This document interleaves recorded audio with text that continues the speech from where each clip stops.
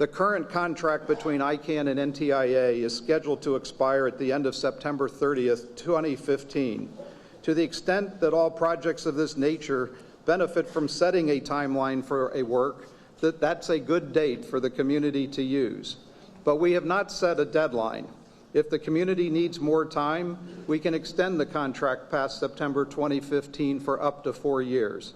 But we all should understand that before any transition takes place, the businesses, civil society, and technical experts of this community must present a consensus plan that ensures the uninterrupted and stable functioning of the Internet and its present openness. The German government will advocate that ICANN is not taken over by governments or not taken over by interest groups dependent on ICANN in the future. However, we must make sure that governments will have a say on issues that touch upon political aspects and, most importantly, matters of public interest. We think it would be useful to identify whether governments need more than an advisory role on certain specific issues yet to be defined.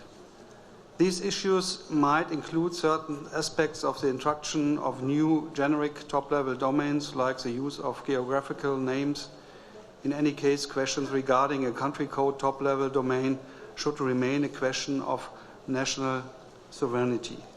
Since its establishment in 1998, ICANN as a private organization is playing a key role in the administration of the Internet architecture. So far, it has also been a successful example of the multi-stakeholder approach. The German government considers this multi-stakeholder model to be a key factor for the maintenance of free and open Internet. I'm afraid there's only very little that can be achieved by following the traditional procedures in place of intergovernmental negotiations. UN organizations, for instance, which operate by consensus, are simply not as quick and flexible as the Internet requires. Moreover, now that the communication markets have been liberalized in many countries, it is often private sector companies and the technical community, rather than governments, that have the necessary know-how required to operate the Internet. We believe in the multi-stakeholder model as a better form to continue strengthening the global Internet governance. And for that reason, Mexico will endorse its commitment to the international community and host IGF 2016, once the mandate is renewed by the United Nations. Today, the security, the resiliency, and the stability of the Internet need to be addressed. We are convinced that a robust environment will provide trust and certainty in favor for the development of the Internet.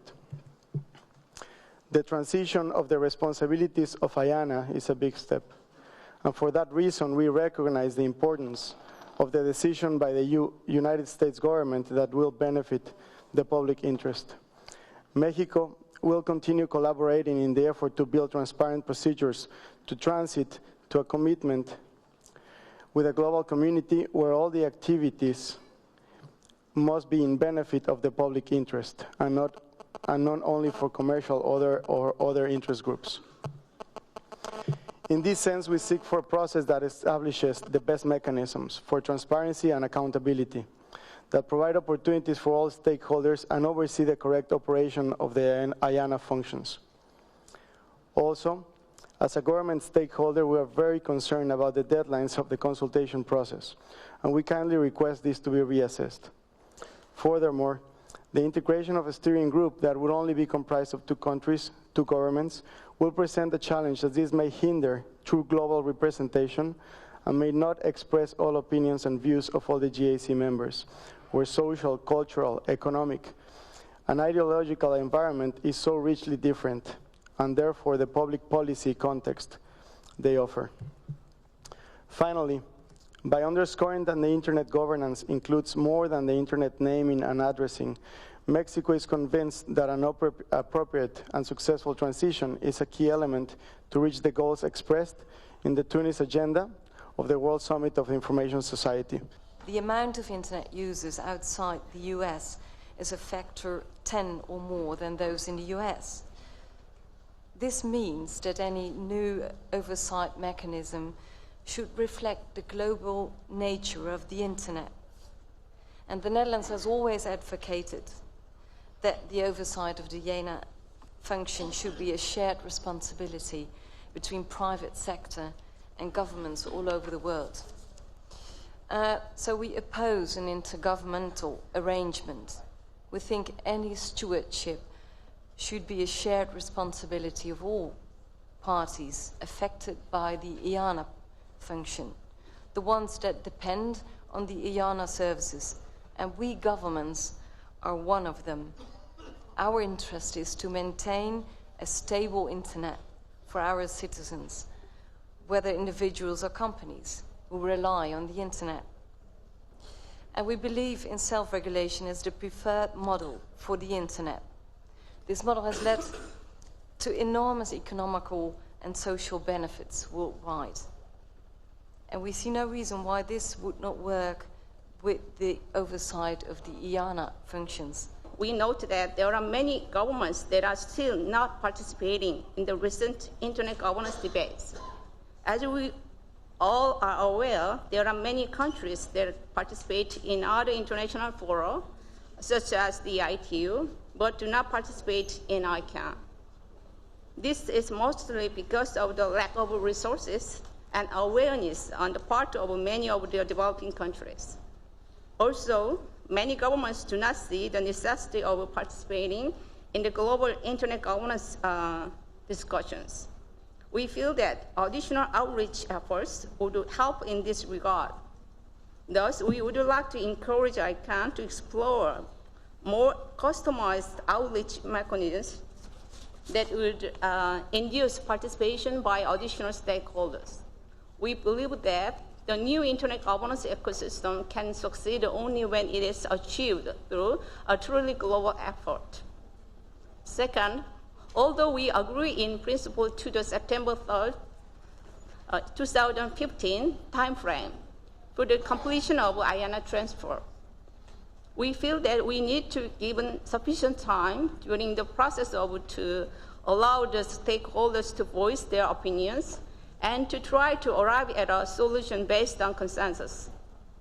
Some recent announcements with regard to the IANA transfer process have not allowed enough time for the stakeholders to engage in discussions. We are aware that we are on a relatively tight schedule, but we would like to ask ICANN to let the process run its due time frame whenever possible. Third, we believe that the role of the GAC within the ICANN structure needed to be enhanced. The Korean government does recognize that there has been an increasing respect for the voices of the GAC since 2002. But the current non-voting status of the GAC within ICANN is something that needs to be reconsidered. Implementing a more formal mechanism for GAC within ICANN is an issue that should be further explored. Finally, we note that transfer of the IANA functions cannot be accepted by the global community unless an independent system of checks and balances are put in place. We fully embrace those criteria, which are, let's say, the ground rules under which we have been working here. So we are comfortable. We don't think that any government should feel challenged by the fact that one of the consensus about this exercise is that this should be multi-stakeholder, not led by one stakeholder, be it government, private sector, or any of the communities, but all parties working together. One very specific thing that emerged from Net Mundial was the call for this transition period, this transition process, to extend beyond what is called the ICANN community.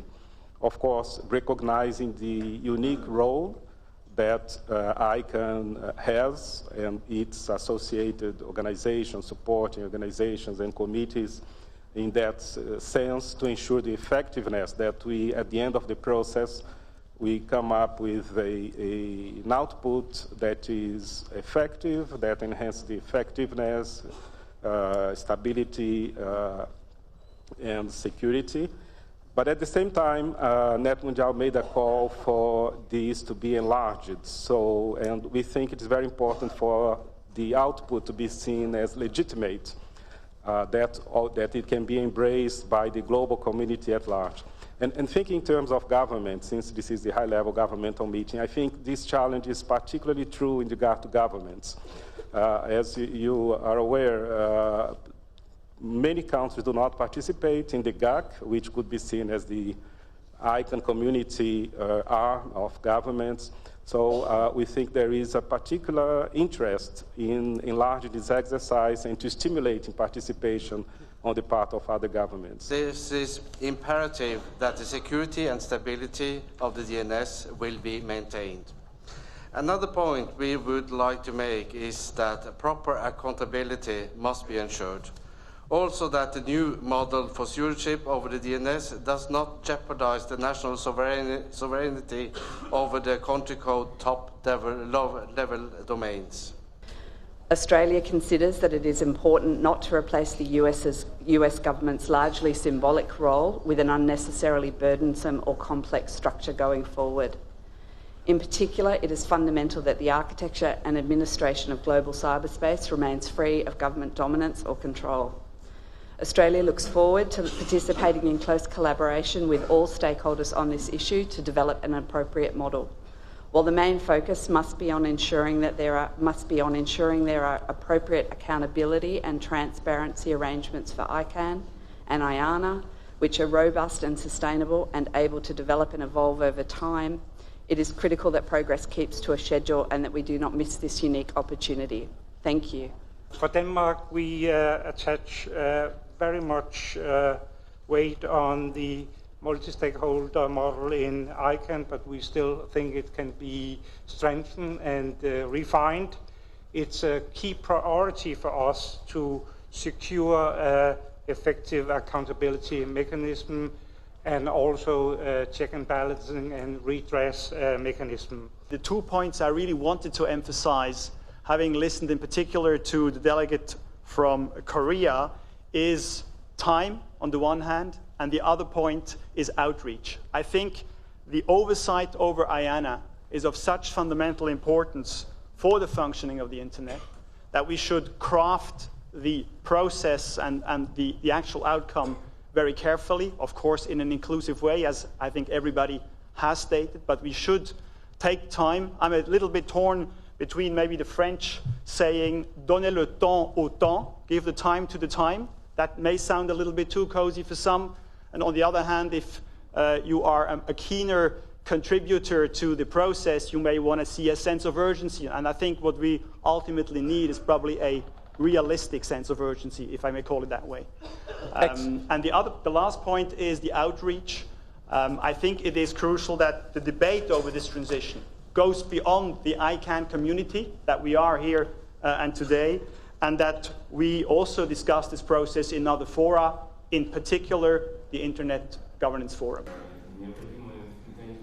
And I've just noted, and we need real mechanisms of accountability and transparency in Internet governance.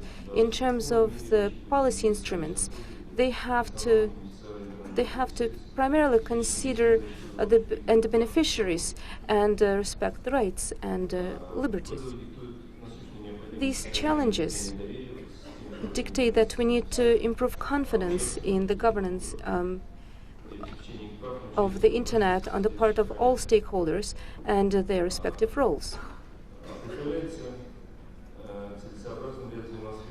We believe that it is necessary to have several steps, such as to divide the critical functions in Internet management, to define the universal policies in terms of unique Internet identifiers.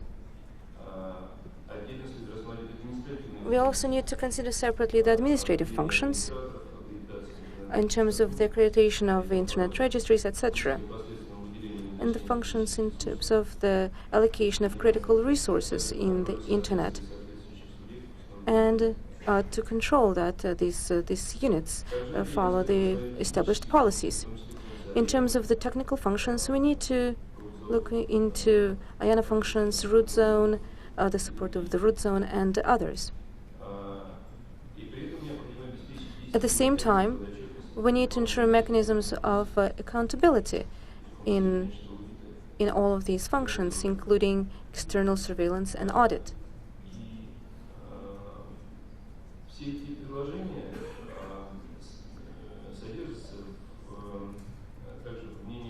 And all of these suggestions have been put forward by experts, and I have a question to Minister Strickland.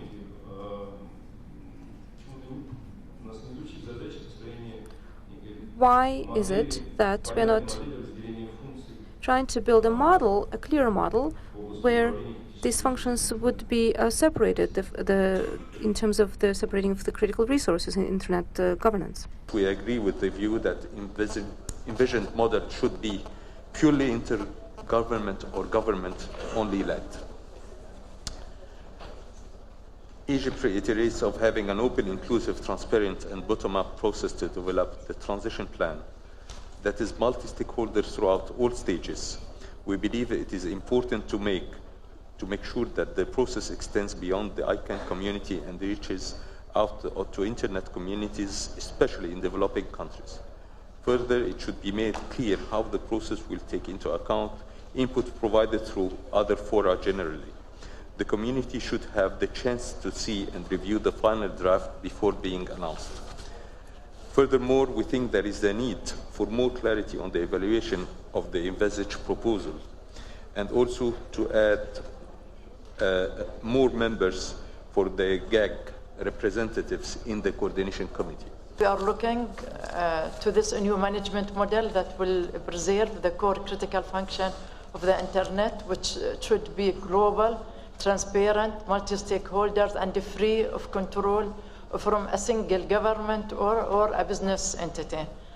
Regardless of the sector we come from, whether it's a government, technical, social, and academic, we should all work together, not only to maintain the current state of the internet, but also to move forward to keep the internet as open, secure, and there should be no invasion of privacy for all users.